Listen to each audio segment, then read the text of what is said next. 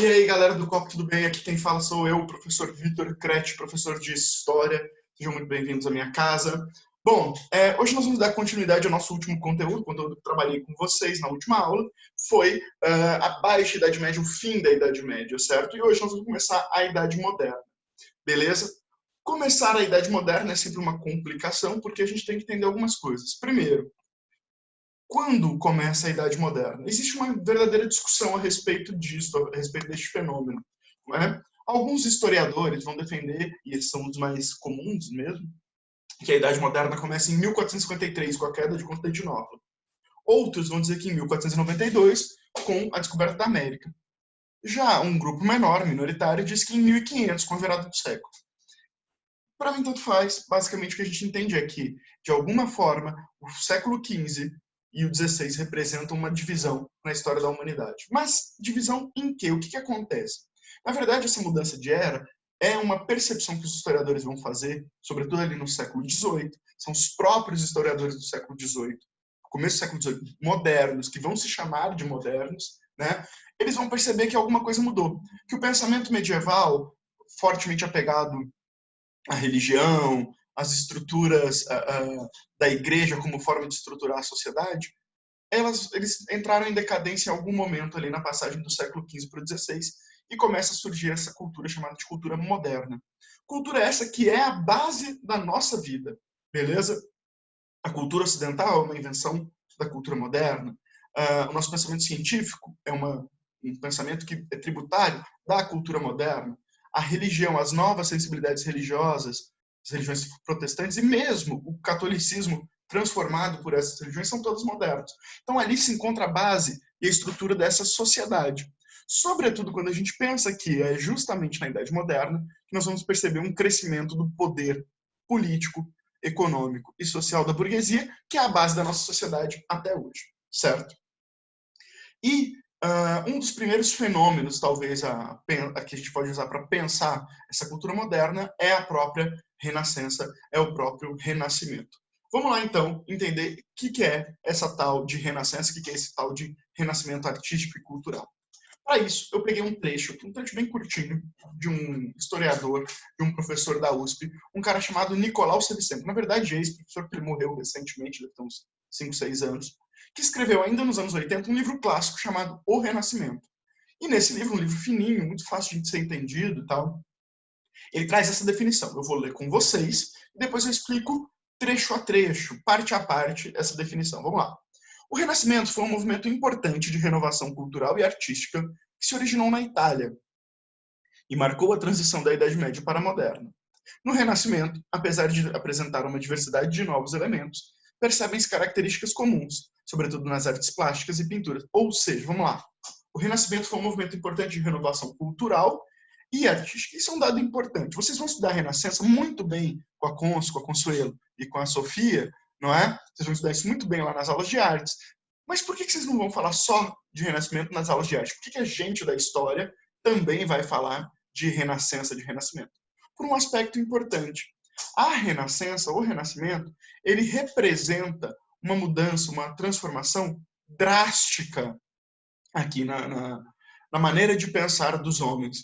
O pensamento medieval vai sendo aos poucos abandonado e vai se constituindo uma nova percepção do mundo, uma percepção mais confiante na razão, no pensamento científico, um pensamento cada vez mais apegado a essa potência humana de compreender as coisas pela razão, certo?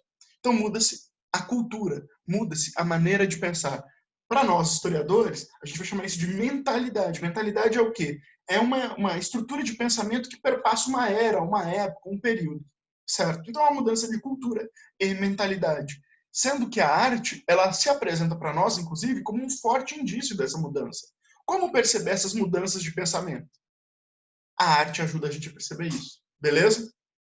Que se originou na Itália. Olha, por enquanto só fica acordado. Surgiu na Itália. Depois eu explico por que é na Itália, tá?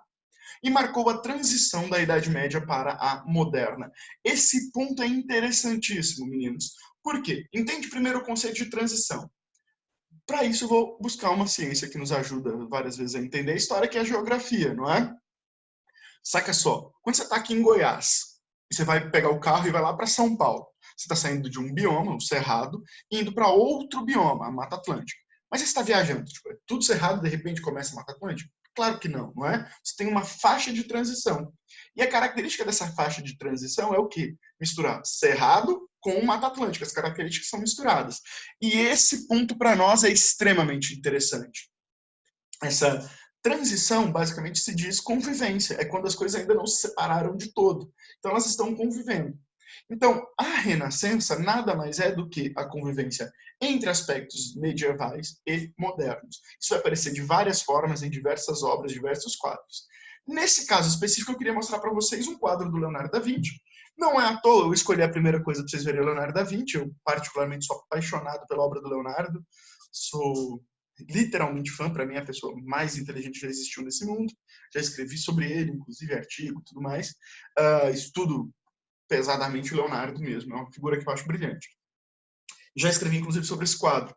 Mas aqui eu queria fazer uma análise muito simplória, só para vocês entenderem. Por exemplo, o que vocês estão vendo neste quadro, né? O que vocês podem perceber aqui? Basicamente é um quadro que representa uma espécie de Sagrada Família, ou seja, família de Cristo, né? Só que aqui, no lugar de José, está a avó de Cristo, Santa Ana, com a Virgem Maria sob seu colo e o menino Jesus ali brincando com um cordeiro. Cordeiro que, lembre-se, é um animal sacrificial e que, portanto, representa a própria paixão de Cristo, certo? Por isso que Maria puxa o menino Jesus para perto de si, afastando do cordeiro. Ela não queria que o filho sofresse a paixão. Ok? Bom, basicamente o que a gente vai perceber aqui? Do ponto de vista da história, né, da arte, essas figuras são figuras religiosas. São figuras sagradas, bíblicas, aparecem todas na Bíblia. Certo? A paixão, representada pelo Cordeiro, Jesus, Virgem Maria e Santa Ana. Mas tem um detalhe. Aqui você não tem nenhuma cena sagrada. Cristo não é representado como uma figura sagrada. Podia ser eu, brincando, não com um cordeiro, mas com um cachorrinho ali na minha infância e a minha mãe, certo? Podia ser qualquer outra questão mesmo. Mas por que aparece aqui essa cena cotidiana, essa cena não religiosa? Porque aqui nós estamos interessados não na figura sagrada de Cristo, mas na figura pessoa, no ser humano Cristo, certo? Então a gente não está mais tanto vinculado ali numa narrativa religiosa, mas numa narrativa humana. Isso aqui pode ser entendido como um conceito que a gente vai melhorar lá para frente, vou explicar melhor, como uma das formas de antropocentrismo, certo? É a figura humana de Cristo que interessa. Ou seja, você tem um tema religioso, mas um tratamento completamente não religioso, certo? Essa imagem não aparece na Bíblia. Beleza? Entenderam como essas coisas convivem? Vai ser sempre assim? Claro que não. Mas nesse caso vai ser. Certo? Continuando. No Renascimento, apesar de apresentar uma diversidade de novos elementos, cara, o Renascimento é longuíssimo. Os historiadores mais tradicionais vão dizer que ele vai surgir ainda no século XV, certo? Alguns até jogam para trás, século XIV mesmo. E que ele vai perdurar até pelo menos o começo do século XVI. Por exemplo, esses quadros do Leonardo já são do século XVI, né? 1508 a 1513. Ou seja, é um período longo, de pelo menos 250 anos. É possível que uma arte que durou tanto tempo, 250 anos, e que se espalhou da Itália para toda a Europa, seja constante e igual do começo ao fim? Claro que não é, meu querido? Claro que não. Então, isso vai ter mudanças, vai ter uma diversidade de elementos. Mas, em geral, as ideias que estão por trás são as mesmas, são comuns, sobretudo nas artes plásticas e pintura. Aqui o seu sempre está equivocado. A pintura é uma forma de artes plásticas, né? Beleza?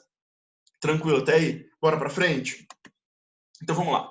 Como entender o Renascimento? De onde surge isso? A gente tem que voltar lá no século XII. O século XII é um período interessante para entender o surgimento da Renascença. Por quê? Primeiro, porque é um período de transformação profunda na história europeia, certo? É o fim das cruzadas, as cruzadas estavam já em decadência, e é a ascensão também de uma nova mentalidade dentro da própria igreja. Que mentalidade é essa? Surge a escolástica lá, tomista, de São Tomás de Aquino. A escolástica, ela propunha uma aliança, basicamente, entre fé e razão, certo? E introduzindo isso a partir da onde? Dos mosteiros, né? Que eram onde os padres se dedicavam, basicamente, ao conhecimento. ali, ao se introduzir esse conhecimento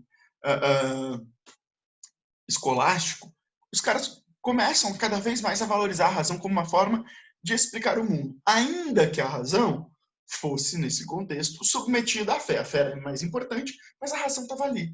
E justamente por isso, por a razão estar ali, ela começa a proceder a algumas transformações, algumas mudanças importantes ali na história europeia. Por exemplo, como eles admiravam muito a razão e homens racionais, eles vão buscar na antiguidade inspiração. E aí eles vão lá buscar estudar a história de Roma, vão buscar estudar o direito romano e vão começar a estudar o passado por um viés mais racional. É interessante que, à medida que eles estudam os homens de Roma, a história de Roma e o direito romano, eles estudam algo feito pelos homens. Parênteses. Nós estamos no século XII, ainda Idade Média, certo? Na Idade Média, tem direito? Tem. Você tem dois tipos de direito. O direito consuetudinário, oral, que guiava a vida das pessoas no cotidiano ali dos feudos. E você tem um direito escrito, chamado de direito canônico, que é o direito da igreja. Em tese, essas leis, elas são vindas diretas de Deus. Mas quando esses caras passam a estudar as leis romanas, eles estão estudando, sei lá, a Lex Frumentaria, por exemplo, que é uma lei criada por Caio Graco. Né? Então, é uma lei criada por um indivíduo, efetivamente. Quando você vê lá a lei das 12 tábuas, foi um conjunto de homens que fizeram uma comissão. Ou seja, em resumo, o que eu quero dizer é que agora eles estão dando valorização ao homem, eles estão valorizando o homem. Começa a surgir aqui o que a gente vai chamar de humanismo lá para frente. Beleza? A mesma coisa é a história. Existia história na Idade Média? Sim. É a chamada hagiografia, com H. H-A-G-I-O, grafia. Hagiografia, que é a história dos santos. Quem é o personagem principal da história dos santos? Aquele que deu a santidade aos homens, Deus. Mas quando eles começam a estudar Roma, estudam lá Júlio César, Otávio Augusto, eles estão pessoas, carne e osso, como nós, tirando Deus dessa história. Porque até o cristianismo não existia naquela época. Ou seja, o que esses caras estão fazendo é, de novo, humanismo, valorizando os homens, certo? Outro aspecto importante ali do final do século XII é que as cruzadas tinham entrado em decadência. Mas as cruzadas tinham procedido uma mudança interessante na cultura europeia. A primeira delas é o seguinte: as cruzadas, apesar do contexto de guerra, restabeleceu as rotas comerciais entre Oriente e Ocidente. E muita gente, muitos burgueses ganharam dinheiro pra caramba comprando produtos lá no Oriente e trazendo para a Europa. Com isso, houve um enriquecimento dessa burguesia. Burguesia essa que enriqueceu tanto que podia, inclusive, gastar dinheiro com coisas que até então eram consideradas supérfluas. Para alguns ainda, infelizmente, ainda é considerado supérfluo, que é tipo o quê? Tipo arte. Então aqui nós vamos ter gente rica o suficiente para bancar esses artistas. Vai surgir uma prática que também eu vou explicar melhor lá para frente, que é o chamado mecenato. Além disso, nós também teremos, nesse processo de cruzadas, o contato com os árabes. Enquanto a cultura europeia, na Idade Média, ela renegava os livros, ou pelo menos deixava isso muito restrito a alguns membros da igreja, a cultura árabe era altamente desenvolvida intelectualmente. E o fato dessa cultura ser muito desenvolvida intelectualmente fazia com que essas pessoas preservassem o conteúdo, o conhecimento da antiguidade e produzissem novos conhecimentos extremamente interessantes, em várias áreas mesmo, né? Por exemplo, a medicina moderna, ela nasce pelas mãos de um árabe chamado Avicena, né? Só para vocês terem ideia. Ou seja, essa conquista, esse contato com os árabes vai trazer uma tradição que tinha sido esquecida.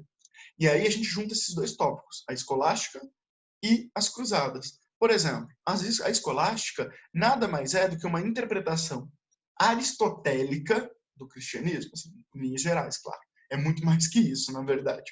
Mas em linhas gerais é isso. Mas de onde vem Aristóteles? Aristóteles tinha praticamente sumido da Europa.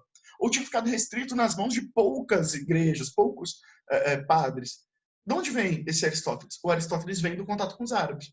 Os árabes guardavam esse conhecimento aristotélico, os livros de Aristóteles. Então essas coisas se misturam. E aí esse conhecimento, esse contato com os árabes vai trazer um novo impulso à intelectualidade e ao conhecimento racional. Beleza? Falei para vocês agora que a gente ia falar sobre por que na Itália. Então vamos entender o que está acontecendo na Itália. Primeiro, enquanto a gente fala na Idade Média, ainda estamos pensando na Idade Média, o finalzinho dela. Quando a gente fala de Idade Média ali, do feudalismo reinante na Europa, a gente tem sempre que citar uma exceção, que é a Itália. A Itália nunca teve feudalismo. Na verdade, a Itália sempre teve um conjunto de pequenas cidades, né, cidades-estado, independentes, autônomas entre si, que viviam, cada uma se organizando de alguma forma.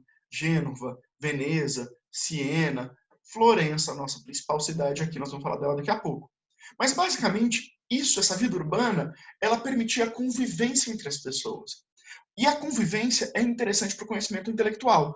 Não se esqueça, a gente sabe isso desde Sócrates, né, que todo conhecimento ele só é possível ser feito a partir do diálogo. Né? Então, as pessoas convivendo lado a lado, isso criava um ambiente mais intelectualizado, o que favorecia a difusão desse conhecimento intelectual. Segundo tópico importante, na Itália havia uma convivência com a arte clássica. Por quê? Cara, lembra, a Itália, né, Roma, fica na Itália. Então a sede do Império Romano era ali na Itália. Então o cara acordava de manhã para ir comprar pão, por exemplo, né, e passava pelo Coliseu, né, passava pelo Panteão Augusto, e ele ia vendo as construções, as esculturas, as obras de arte do Império Romano. Isso vai inspirá-los, a gente vai entender isso, certo? Mas não só isso também, não só as romanas, as gregas também, porque os romanos traziam para as cidades italianas essas obras de arte gregas. Então acabou que isso acaba inspirando, influenciando isso. Quando eu comecei a falar aqui sobre o fim do Império, quando eu comecei a falar sobre o fim da Idade Média, eu disse que isso tinha a ver com a tomada de Constantinopla. O Império Bizantino entrou em decadência em 1453, e aí um monte de sábio ele fugiu de Constantinopla. Foram parar onde? Foram parar no lugar que eles achavam mais parecido possível com Constantinopla, que eram as cidades italianas. E com isso eles levam um conjunto de livros, de novas ideias, e criam esse ambiente intelectual interessante. E aí várias cidades começam a se destacar, não é? A produzir conhecimento intelectual. Por exemplo, a cidade de Pádua, né? E uma vai se destacar inicialmente muito, que é a cidade de Siena. Só que vem a peste negra, dizima a população de Siena, e aqueles que conseguem sobreviver, os intelectuais, artistas, fogem para uma cidade próxima, que é a cidade de Florença. E aí Florença vai acabar virando a capital da Renascença, a capital do Renascimento. Era uma república, controlada em geral por uma família, a família dos Médici, ou Medici, na verdade, né? Mas vamos falar Médici. Né? E os Médici vão começar a incentivar a arte, eles vão patrocinar a arte. E por isso, Florença vai se transformar numa cidade extremamente rica do ponto de vista artístico, intelectual e cultural. Certo? Beleza? Um outro aspecto interessante. Por algum motivo a gente não sabe explicar muito bem por quê, mas a dissecação de cadáveres, ou seja, pegar o corpo dos mortos e abrir, né, ela começa a ser feita ali no final do século XV e começo do XVI. Por algum motivo, os homens no século XV e XVI começam a dissecar cadáveres humanos, coisa que era proibida pela igreja. Se você fosse pego com o corpo de alguém cortando, vendo por dentro, você era acusado de necromancia, ou seja, magia negra com o corpo dos mortos, e você era condenado, muito provavelmente, à morte, né? Você era condenado por bruxaria. O que acontece? Mas algum motivo a galera começa a dissecar. E isso vai ter uma importância enorme para as artes. Por que vai ter uma importância enorme para as artes? Porque conhecer melhor os corpos, além de desenvolver essa capacidade de investigação científica, que é importante, conhecer bem os corpos era também conhecer as proporções, as formas, a anatomia dos corpos. A ciência da anatomia surge aqui. O grande pai da anatomia, Andrés Vesalius, é um médico desse período. Vocês estão vendo aí até o texto dele aí do lado, né? Dá uma pausada aí na aula e lê o texto, beleza? Pronto. Olha só, estou voltando. O que acontece? Essas dissecações, elas favoreceram uma melhor representação dos corpos, uma representação mais naturalista, ou seja, mais parecida com o real.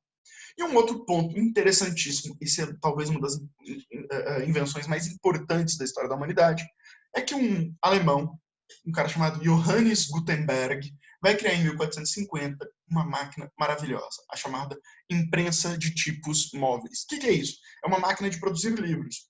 Os livros medievais eram feitos por copistas. O cara abria o livro e copiava. Então, demorava anos, às vezes, num ambiente onde todo mundo estava lendo junto e fazendo barulho e tal, então essas cópias tinham muitos erros.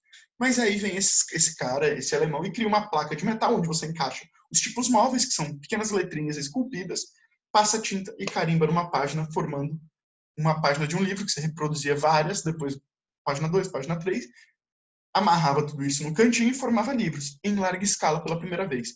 Ou seja, se tem mais livros, isso significa o quê? Livros mais baratos, isso significa o quê? Mais gente lendo, a circulação de ideias também se torna mais importante, e essas ideias vão chegar ali na Itália, na Renascença. Beleza? Esse é o ambiente em que a Renascença vai surgir, ali no século XIV, no século XV. Beleza? Então vamos agora entender o que é a Renascença, não é? Olha só, já disse. Renascimento, de quando a quando? Mais ou menos metade do século XIV a mais ou menos 1520. Eu gosto de usar, como eu gosto muito do Leonardo, eu digo que a Renascença acaba em 1519. Por quê? Porque no dia 5 de abril de 1519 morre Leonardo da Vinci, e aí acabou tudo para mim. Né? Mas não só isso. Realmente acaba ali a Renascença no começo do século XVI, certo? Alguns historiadores arredondam para 1520. Bom, e aí a grande característica aqui é que essa Renascença, não é uma das grandes características, é o que o Ernest Gombrich, um historiador da arte brilhante alemão, vai chamar de a conquista da realidade. O capítulo dele sobre a Renascença chama-se a conquista da realidade. Tá? O que ele está querendo dizer com isso? Ele está chamando atenção para um conceito que em arte nós falamos de naturalismo. O que é o naturalismo? É o que você vai chamar naturalmente de realismo, ou seja, uma obra de arte que parece o real. Repara bem aqui nessa escultura do Michelangelo, né, chamado Escravo Agonizante.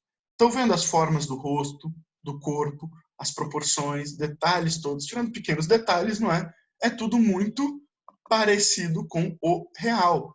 É tudo muito natural, é muito realista. Ou seja, a Renascença é a conquista da realidade, porque esses caras vão desenvolver um conjunto de técnicas mesmo, de práticas para produzir arte, que são capazes de reproduzir o real muito bem. Nós vamos ver isso bastante. Terceiro elemento, a questão do olhar.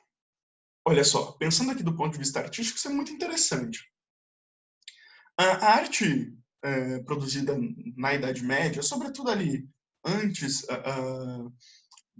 da crise do feudalismo, então no auge do feudalismo ali, a arte românica era uma arte feita para ser vista, claro, mas sobretudo para ser tocada. Ela era colocada no interior de igrejas muito escuras, então as pessoas tocavam os relevos, as esculturas, né, e sentiam a arte. O tato era a principal maneira de lidar com a arte. Mas na Renascença, isso vai sendo substituído pelo olhar. O olhar é a melhor forma de perceber, entender e pensar sobre o mundo. Então, por isso esse apego cada vez maior aqui ao naturalismo, para você ver melhor o mundo e ver esse mundo bem representado na arte. Olha o que o Leonardo da Vinci, né, o Léo, nosso amigo, vai dizer aqui sobre a Renascença, perdão, sobre o olhar no seu tratado sobre pintura, né? Olha só, vou ler com vocês. O olhar é o senhor da astronomia, autor da cosmografia, conselheiro e corretor de todas as artes humanas. É o príncipe das matemáticas, suas disciplinas são intimamente certas. Determinou as altitudes e dimensões das estrelas.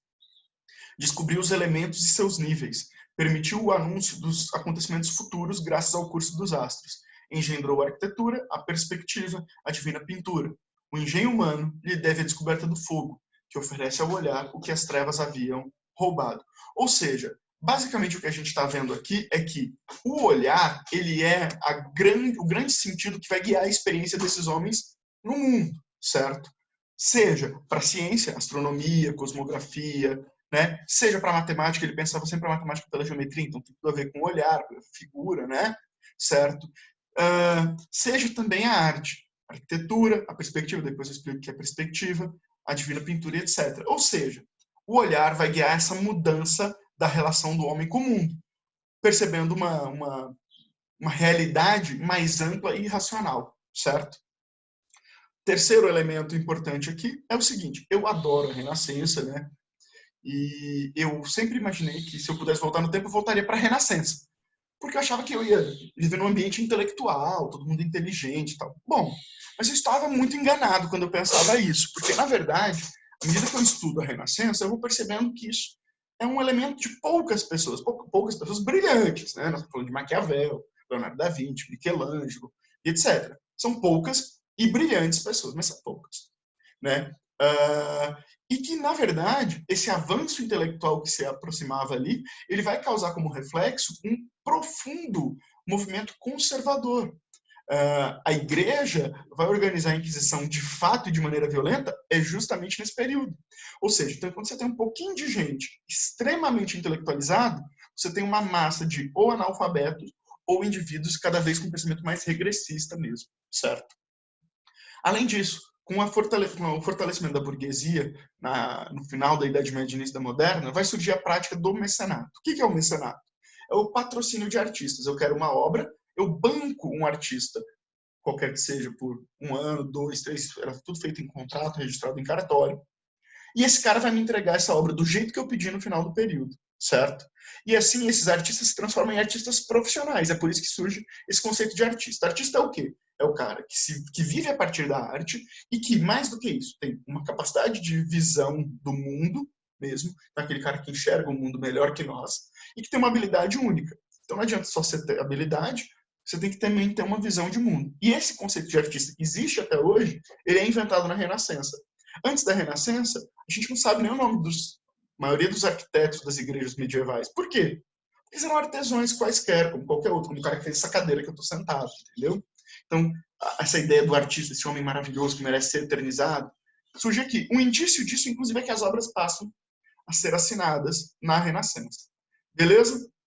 Bom, além disso, é na Renascença também que nós teremos o desenvolvimento de uma atitude mais intelectual, de um pensamento mais científico, baseado em alguns princípios, como observação metódica da realidade, testar a realidade fazendo experimentos, a matematização da realidade, né? A revolução científica, inclusive, é fruto desse ambiente intelectual, não é? Da Renascença.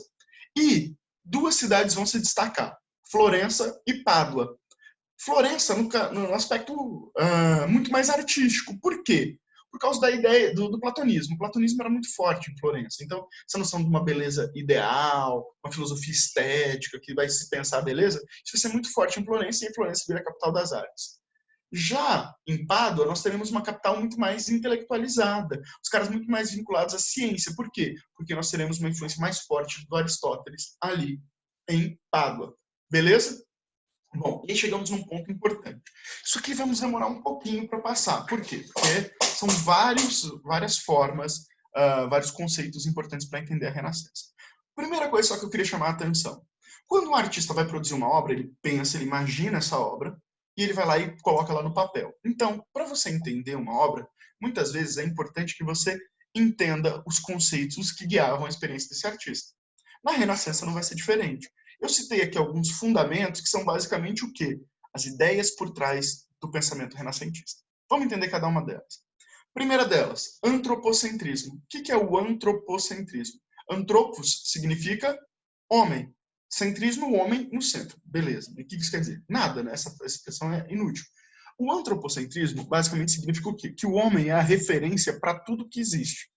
Então, a gente vai tentar entender o direito humano, a gente vai tentar entender a política pela ação humana, a gente vai criar uma religião, né,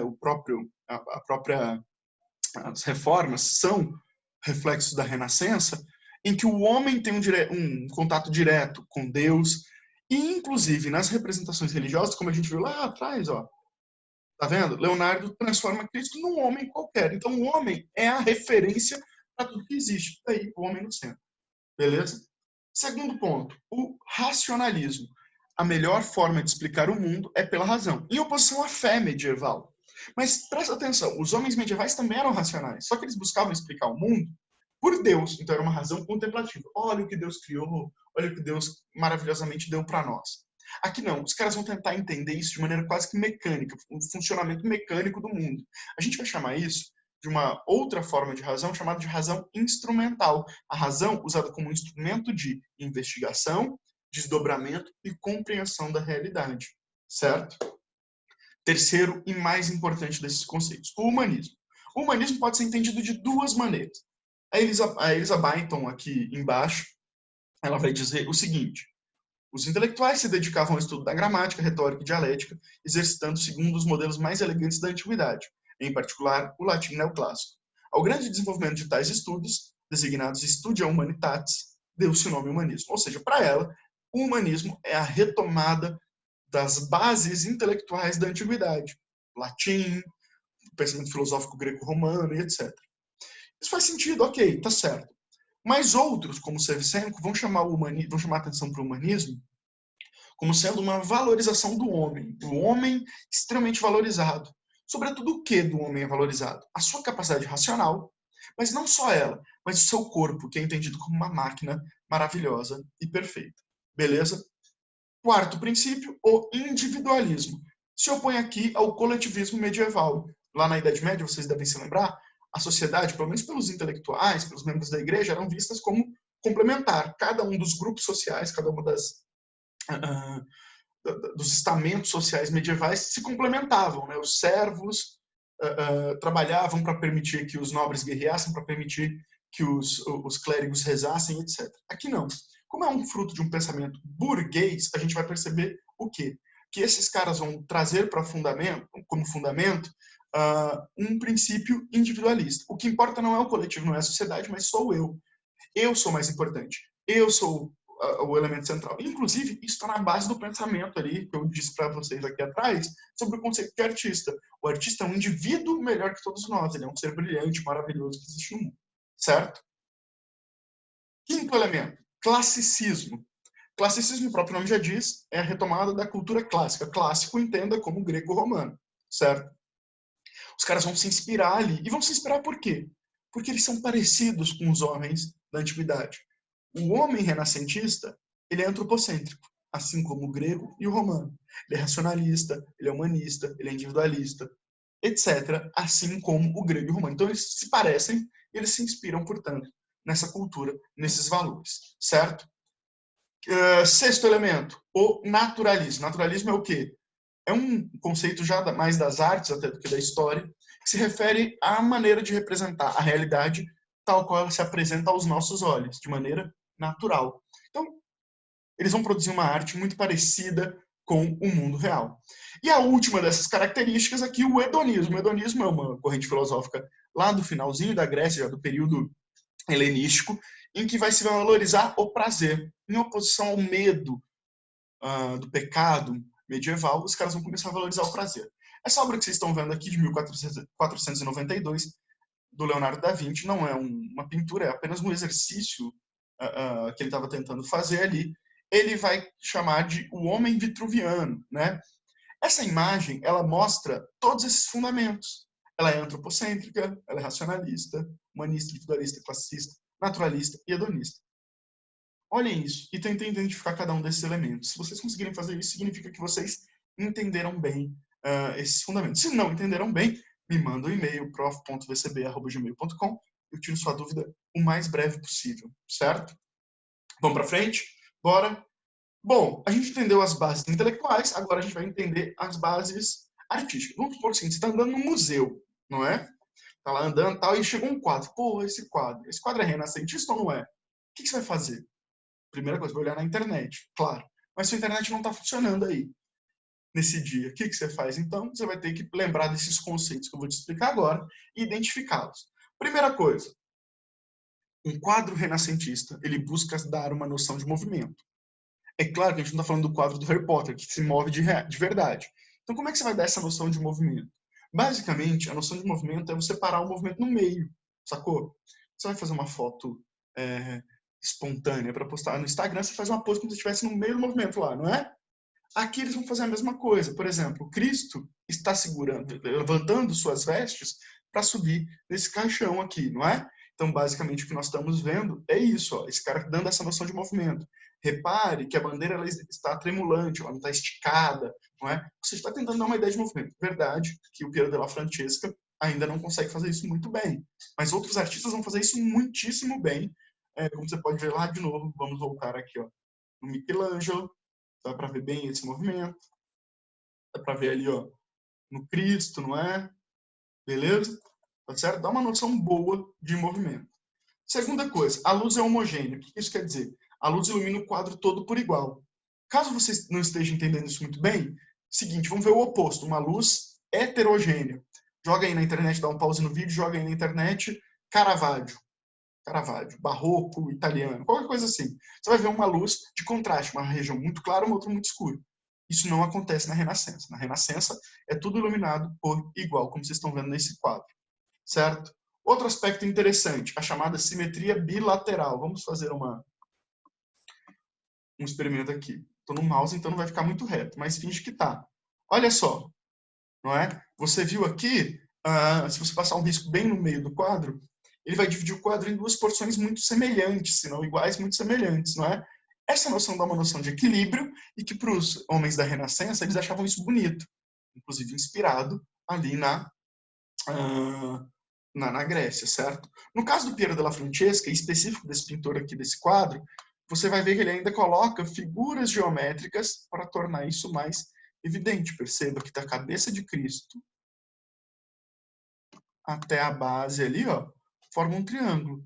E se eu estivesse fazendo bonitinho, esse triângulo ia ser, inclusive, um triângulo equilátero, para dar essa noção de perfeição. Ok? Beleza? Se eu colocar um círculo aqui no meio...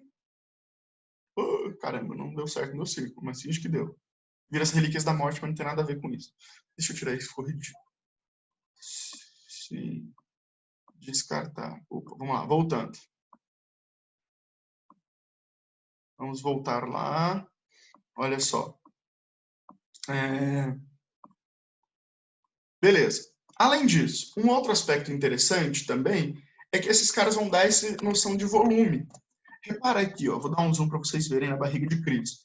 Tá vendo que a barriga de Cristo ela tem os gominhos? Eles parecem ter volume, né? Eles parecem sair da tela. Isso é feito com o jogo de luz e sombra, claro e escuro, igual faz para maquiagem. Você vai maquiar o rosto, né? Você dá o contorno do rosto, você não joga o mais escuro numa parte, o mais claro no outro. Isso não dá profundidade, salta as outras. É a mesma coisa aqui, ó, repara. Para dar essa noção de volume, o pintor, eu estou aqui apontando, como se estivessem vendo, o pintor, ele vai escurecer a parte central da barriga de Cristo e vai clarear os gominhos. E assim parece que isso ganha volume no espaço, certo? Outro elemento interessante é que esses caras vão começar a usar uma nova forma de tinta, que é a tinta a óleo. Uma novidade que vai vir trazida da Holanda, que é uma tinta à base de óleo. Antigamente, antes do Renascimento, a maior parte das tintas eram feitas à base de uva, chamada têmpera, né? E qual que é a vantagem da tinta a óleo? 4 vantagens. As cores são vivas e brilhantes, elas duram pra caramba. Já vi quadro renascentista de pertinho, parece intocável, assim, né? Em alguns casos até tem uma degradação ou outra, mas dura muito mais que qualquer outra forma de tinta. Ela é plástica, isso quer dizer o quê? Se você põe ela ali, ela ganha volume, ela não derrete, ela não escorrega, não escorre, nem nada. E, além disso, se você erra no processo de pintar, é mais fácil você... Ela demora muito a secar, então você passa um paninho, limpa e não tem problema, certo? E uma nova conquista aqui é a conquista da perspectiva. O que é isso? É você colocar dessa ilusão de ótica, por exemplo, de profundidade da tela. Ela parece muito com a realidade. Por quê? Porque ela tem uma profundidade que segue a nossa lógica. E aí, cara, a gente chega num ponto que eu acho mais importante para entender a arte renascentista. Se eu tivesse que resumir a arte renascentista numa única expressão, eu diria o seguinte: que a arte renascentista é uma arte científica. Ela vai usar óptica, matemática, engenharia, um monte de coisa para criar essa arte. Olha o que vai dizer o Nicolau Savicento de novo, aquele livro clássico que eu disse para vocês. A arte renascentista é uma arte de pesquisa, de invenções, inovações e aperfeiçoamentos técnicos. Ela acompanha paralelamente as conquistas da física, da matemática, da geometria, da anatomia, da engenharia e da filosofia. Beleza? Suave até aí, meninos? Bola para frente. Eu queria fazer com vocês aqui uma questão, tá certo? Questão da Federal do Rio Grande do Sul. Considere as imagens abaixo, em que é representada de formas distintas a crucificação de Cristo. A crucificação do Giotto. Giotto é considerado um dos pais da Renascença, um dos primeiros renascentistas. Mas esse cara faz isso antes da perspectiva. E ao lado, a pintura do Masácio, chamada Trindade. Perceba só um detalhe importante. Essa obra aqui é considerada a primeira obra com perspectiva geométrica. Vocês percebem que esse arco aqui, ó, ele aprofunda perfeitamente, né? Então, isso é a perspectiva do Masácio. Vamos lá, a gente compara as duas. A comparação entre as duas pinturas mostra uma transformação fundamental na história da arte do Ocidente, que teve no chamado Renascimento Italiano do século XV um dos seus momentos principais. Assinale a alternativa que apresenta a principal característica do Renascimento italiano. Bom, vamos lá. Letra A, o desaparecimento da representação de anjos, indicando o advento do racionalismo filosófico e o abandono da metafísica religiosa. Letra B, o aprimoramento do realismo estético na representação humana, afirmando o predomínio do humanismo em detrimento do antropocentrismo. Letra C, o desenvolvimento da teoria da perspectiva geométrica, marcada pelo princípio do ponto de fuga. Todas as linhas transversais se encontram em um único ponto, esse é o ponto de fuga, que favorecia a representação em profundidade dos espaços. Letra D, a representação de colunas jônicas, mostrando que o interesse em relação à antiguidade grega ocorreu apenas a partir do 400 anos 1400, tá? Ou seja, século XV. Letra E, a interiorização da cena representada, assinalando o desinteresse da arte renascentista pelas paisagens da natureza. Resposta correta, letra C, não é? Chamando a atenção ali para o ponto de fuga. Qualquer coisa, se quiser tirar dúvida sobre essa questão, alguma dúvida que tenha ficado, de novo, pede lá no e-mail que eu, na hora, faço isso para vocês, ok?